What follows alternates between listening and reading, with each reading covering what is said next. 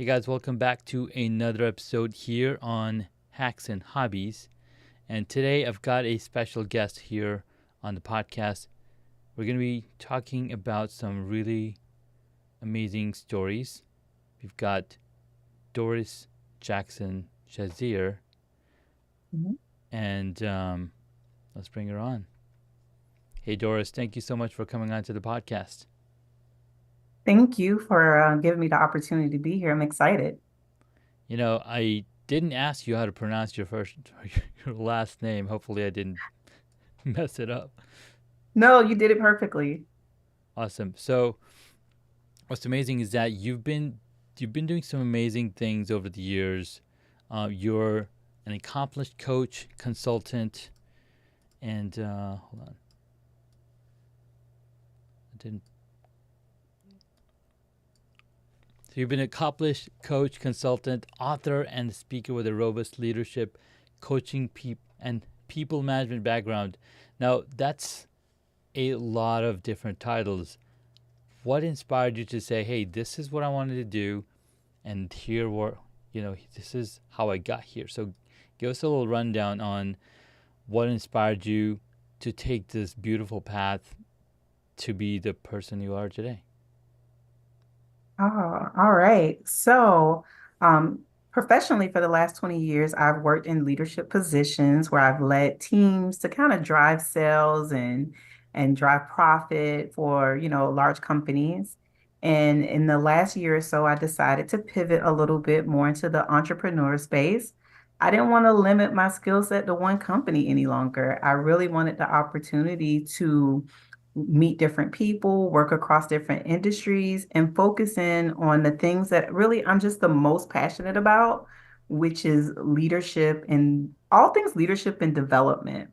So currently, again, I work as a leadership coach and I consult for small, medium, and large size companies, helping executives or leaders develop their own leadership talents or helping them to develop the skills of their team.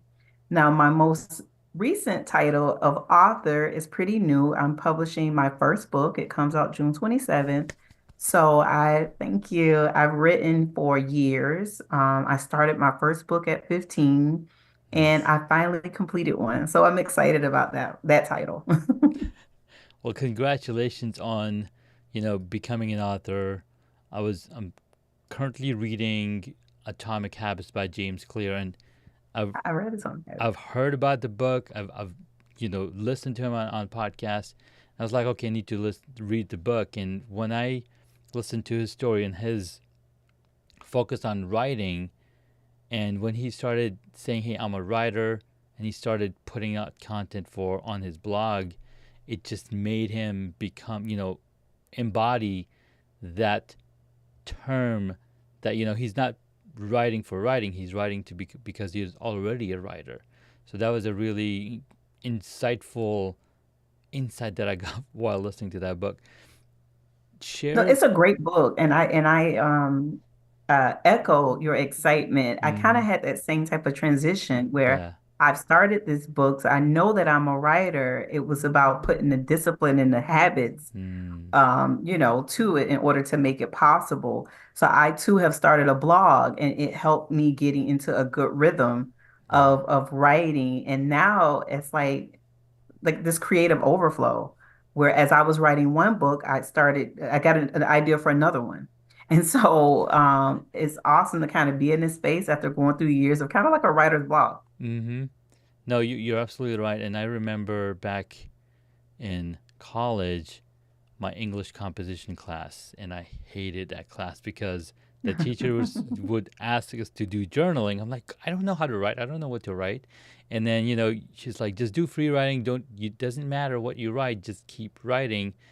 And the more I realized that, it's almost consistent to, I don't even know if that's the correct word, but it's almost like when you're washing a dish, you let the water run for a hmm while before all that gunk is out. Now you have clean water and you have a clean dish, and that's how you start writing. You got to get all the gunk out of your brain to get the good stuff out on the paper. I think that's a cool way of putting it. talk to me about what are some key principles or strategies that you use to empower others in creating high accountability and high morale environments.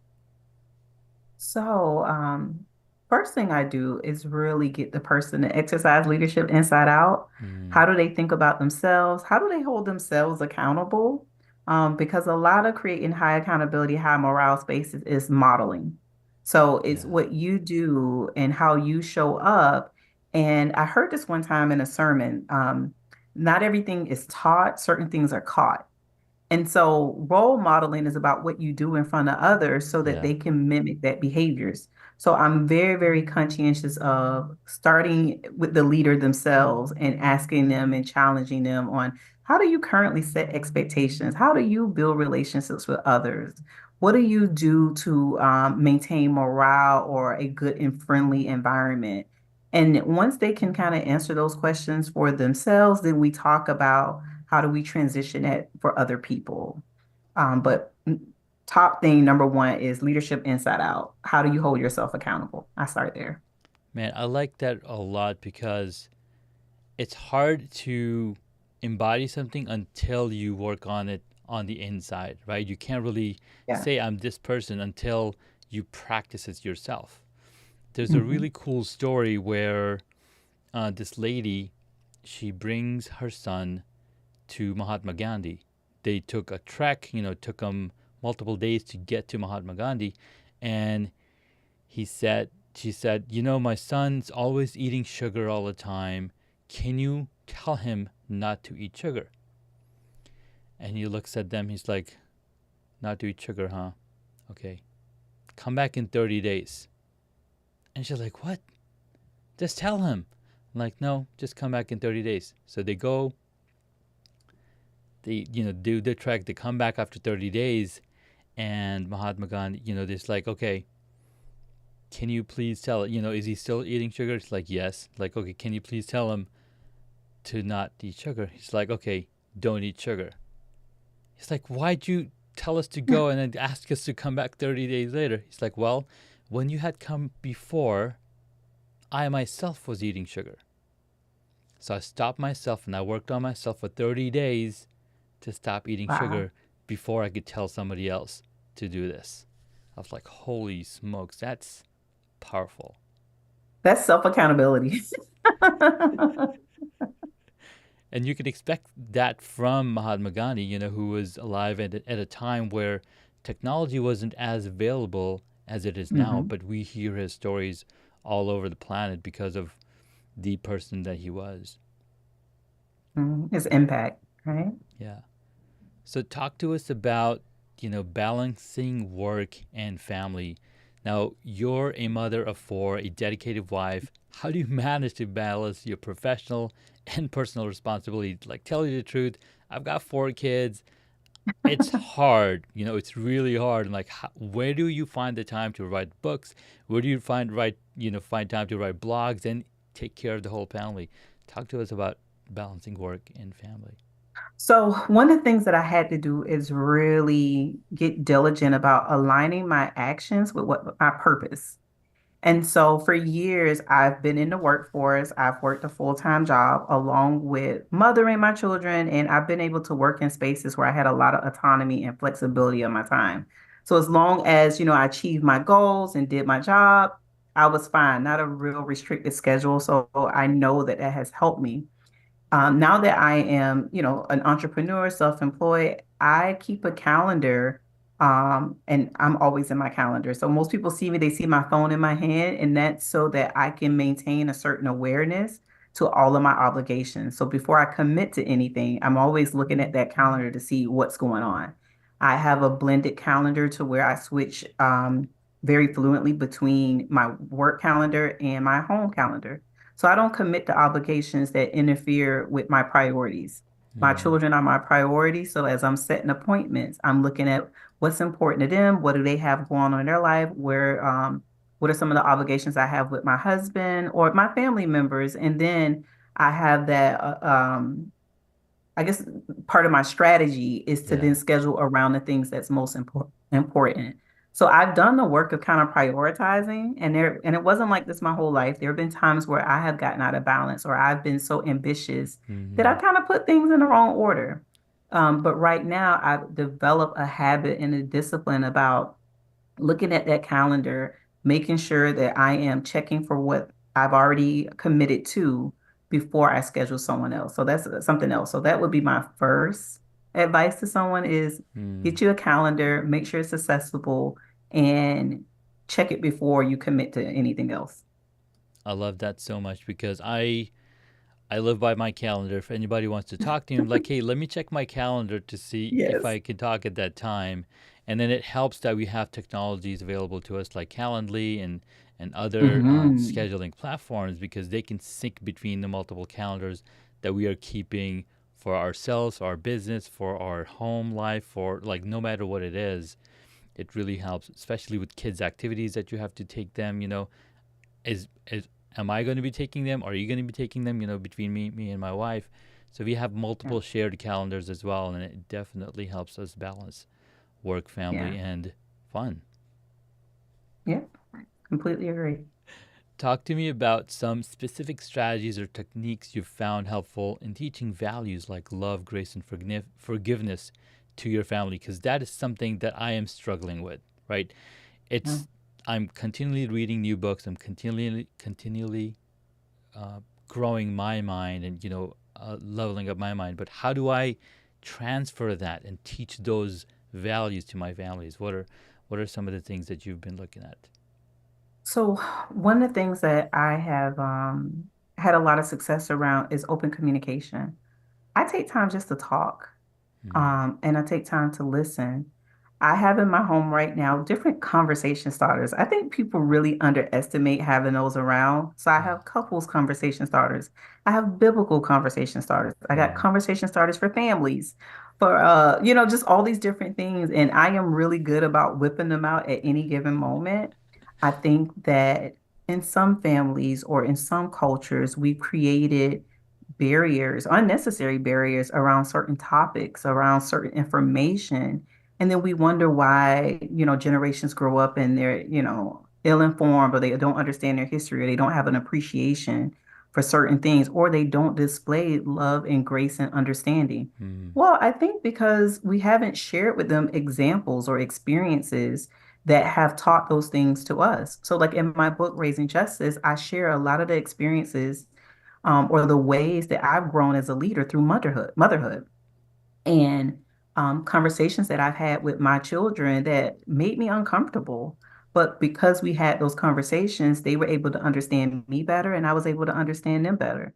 And that's how empathy and grace and forgiveness is grown. And I'll go back again to modeling. Um, what do your kids see you do? And when you think about trying to teach them certain things, do you give them front row seat to you doing some of those behaviors? Like, do you Mm. say, I was having a tough time with something and Yeah. it was really hard for me? And let me tell you what happened. I think culturally we grow up thinking, you're putting kids in grown people business, but Mm-hmm. no, sometimes you're teaching them that even I, at this big old age, Yeah. can have this an experience and it humbled me Yeah. and I had to go back and do it differently. I think it's important also to apologize to your children. And again, you model that you're not perfect and that Mm. you're humble enough to offer an apology. And it creates value in them. But I think it's a miss sometimes for parents. We think that we can do certain things, and because we're the adults, it's okay. But if you No. want to teach them grace and forgiveness, you have to model it. Be Y- humble. Yeah. No, you're absolutely right, and that goes back to that Mahatma Gandhi example, right? He's Yeah. practicing it and then he's telling it, and we can learn a thing or two. And you're absolutely right. Having those clear, open lines of communication is absolutely important. And I think my wife does a better job at those conversations with my kids than I do. Anytime they're playing games or they want to play games or watch TV or something, they're like, "Okay, Dad, can we do this?" Like, Yeah. it's I can talk about other things too. I do that for a living. Yeah. Um, Talk to me about give me some examples of how you've encountered on how you've overcome them in fostering this type of environment. For example, um, wait a minute, I missed my question. Cut this out. All right. So, talking about talking about creating high accountability and high morale, and that's something that you've been doing for a while in corporate environment, working with, companies and working with other colleagues and whatnot. In your experience, what are the main components of creating a culture of high accountability and high morale in both business and life? And I think you had a hint of it in the previous question as you Yeah. answered. Yeah. So I would say, I think that people separate them. They think that high accountability, high morale is just something that happens in the workplace. And it's the same type of behaviors and characteristics that are needed in the home. So I think number one is whether you're at work or home, you want to set expectations and goals.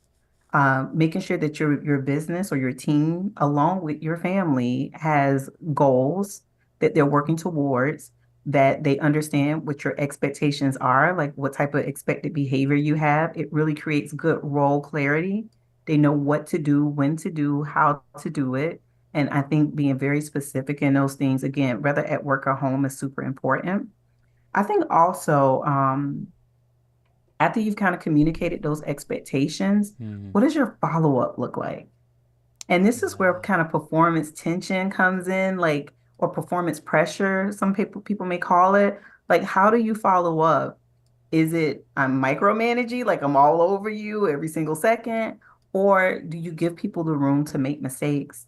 Do you know how to be a helping hand without being a crutch? Or do you know how to be a helping hand without being a hammer? Hmm. But how do you follow up on your expectations? How do you give candid feedback? How do you give constructive feedback? Yeah. I think it's important. And again, that's in the home and that's also in the business. And then finally, I would say, how do you reward or recognize others? So when I meet the expectation, I meet the goal, is it just well, that's what you're supposed to do. That's your job, Hmm. whether you're at work or home.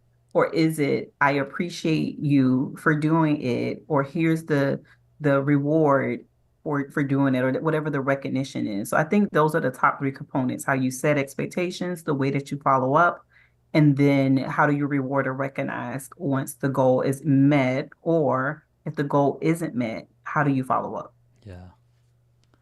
That's really powerful. I mean, setting those expectations, appreciating, being more open and graceful. I think that's really powerful, and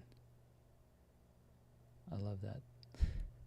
Thank you. Let's move on to the next area of personal development. Right, personal development is something that helps us enable to be more aware.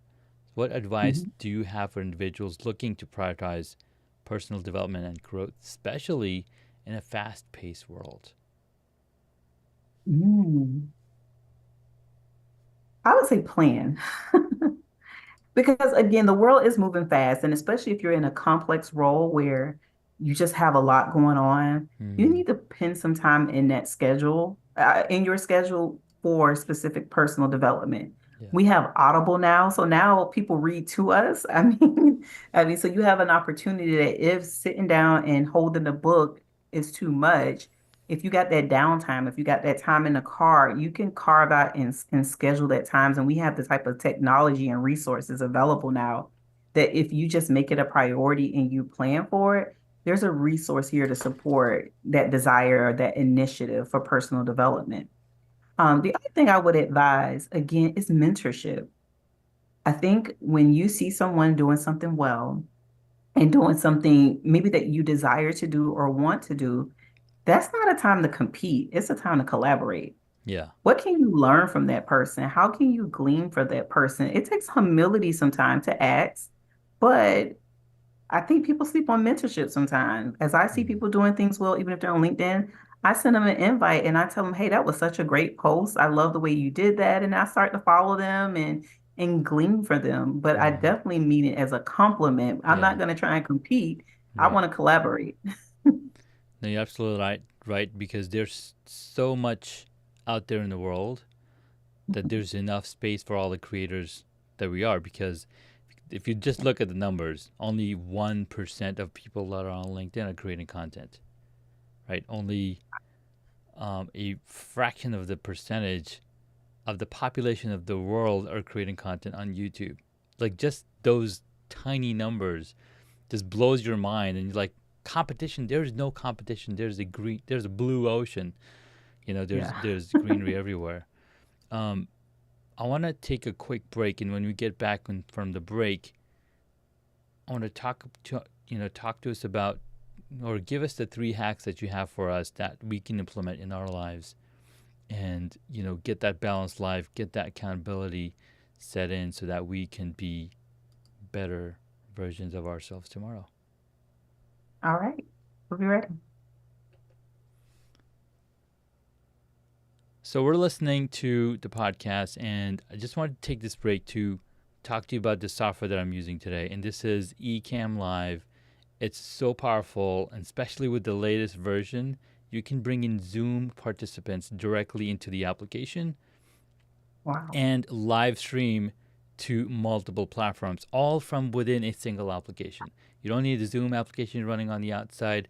And the reason I love it so much, because the community around it is so powerful. They're always willing to help, and I've been part of this community for the past 3 years. And I just wanted to take a short break and share with you how powerful this software is, and it's done amazing work.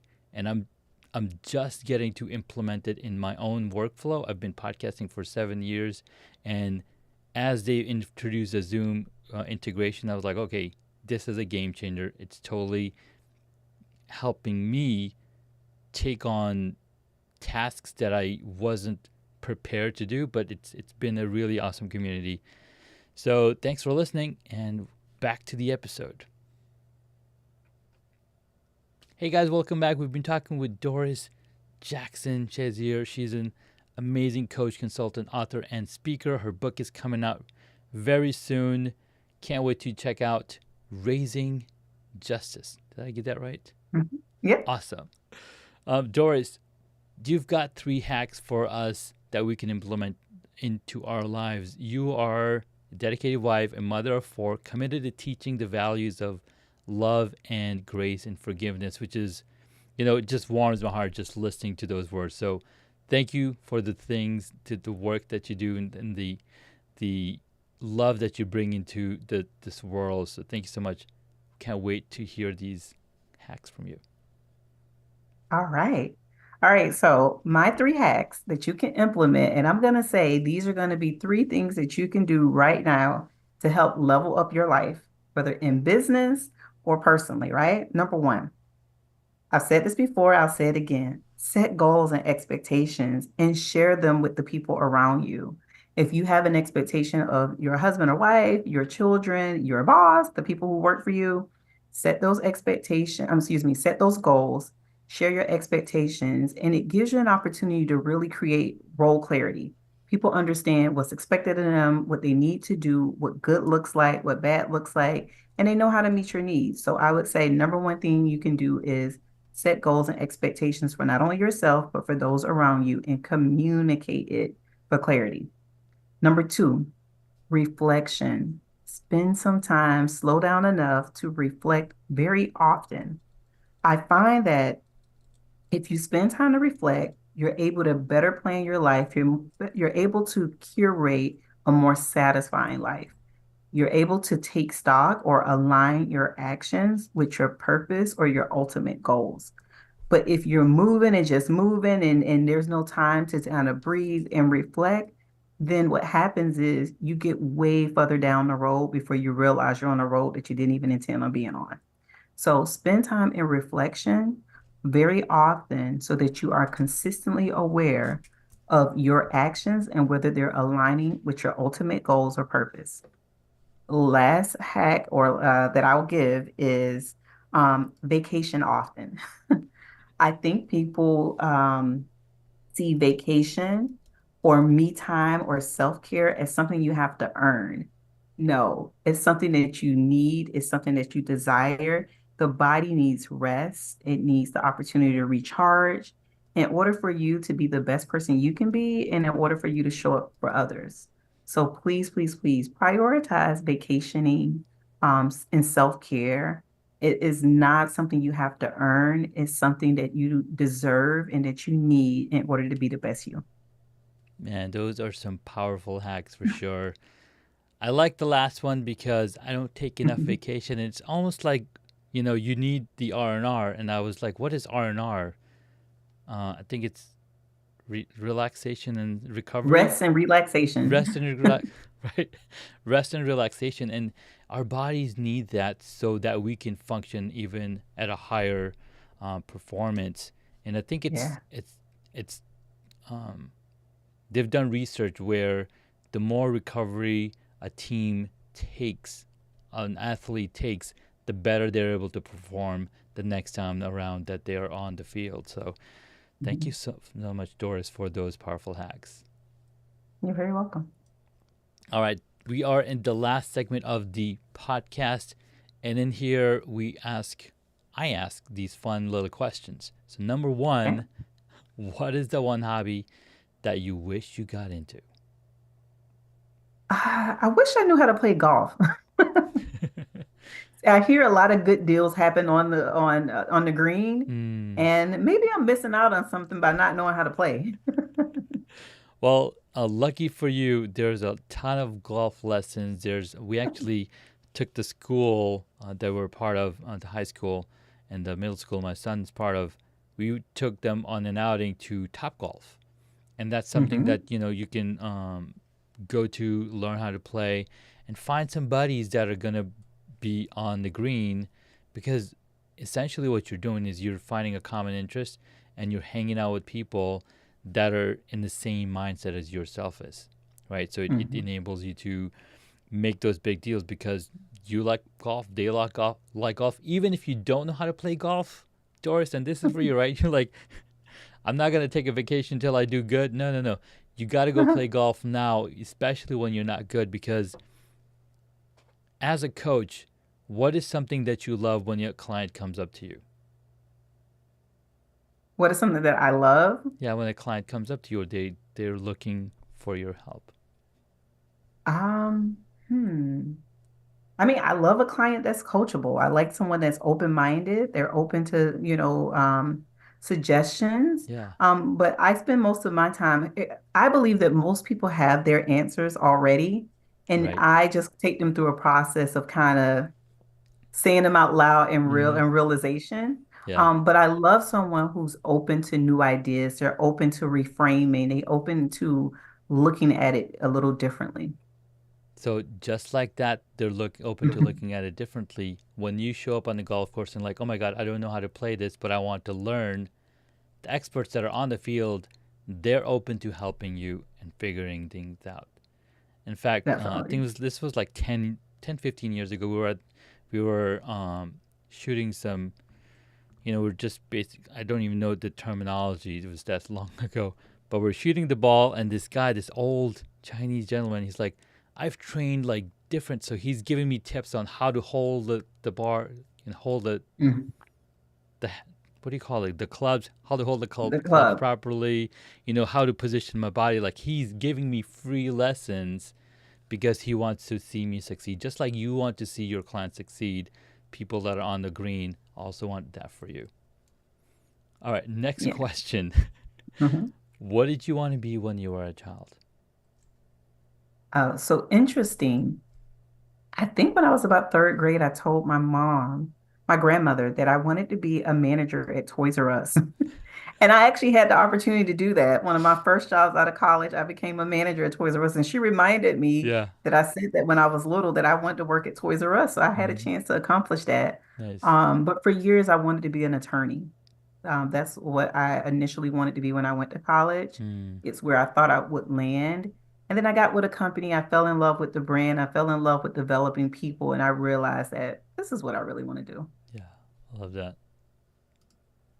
Next up, what is your favorite movie or TV show? Ah, favorite movie may be a lot. Now, favorite TV show. I like comedies Mm-hmm. and I like kind of like detective type shows. So Sure. one of my favorite all-time shows is the TV show sitcom Martin. So I love that one. And Mm-hmm. then the TV show Monk used to come on Yes. USA about the OCD detective. That's like Yeah, my yeah, favorite yeah. show. I love that because just a few months ago, there's a Monk movie out. I saw it. You saw, it, right? And we were Yes. watching it, and I'm like, wow, everybody's cleaning their hands now. Yeah, Every it time, was so like, funny because yeah, before it was announced, I was like, can you imagine if Monk had to go through the pandemic? I And then I know. was like, it might be better for him. And Yeah, so when I saw their kind of iteration of it, I was like, ah, it just felt good for them to kind of bring back the character for a little yeah, bit. it was really fun. It was really fun. All right, next up, what movie would you choose if you got to play a character in it? Ooh, what movie would I choose if I got to play a character in it? Okay, so I'm not much of a fan in terms of I'm really into celebrities, but I would say one person that really fascinates me is Mm. Michelle Obama. Mm, So if there was a movie about her life, I don't know if I could play her, but if I could be like a cousin or somebody in the movie, I sure. would want to be on the set and be a part of the experience. No, that's a cool. That's a cool one. That would be a pretty fun, interesting one to watch because you got Obama being his Yeah. professor. He's a professor, and all these things that he's going through. He was a governor in Chicago or Illinois. I can't remember which city, but yeah, that would be But I mean, different. Yeah, she had in her own right, she's a board member, a powerful attorney, very that's right. accomplished. And just from what I could see and what I've read about her, she has this way of balance about her Mm, that although she's married to the president, her mom is in the White House helping with the kids. Like she mm, has this element of her that just feels so balanced and yeah, relatable. And I feel like she had a way about being authentic to who she was as a person, yeah. even in a life-changing experience. You still got the feel for what her genuine personality was. Um, and so yeah, I'm very fascinated by her. I love it. I love it. All right, next up, who is your favorite superhero? Ooh, a favorite superhero. So if I had to say a favorite superhero, who would it be? I guess I'm pretty standard in terms of I don't know many of them. I'm Sure. gonna have to go with Black Panther. I'm gonna have to go with Black Panther. No, absolutely. The whole story behind it, the taking care of the village Yeah, and the loyalty and all of that good stuff. And yeah, it's Black Panther. I love it. Last up, if you were a board game, what would it be? If I were a board game, it would probably be the game Life. The game of So you get life. in there, you choose whether it's, college or straight to your trade. You put a couple kids on the back along the way. Yeah. I love You it. could be the Love it. game of life.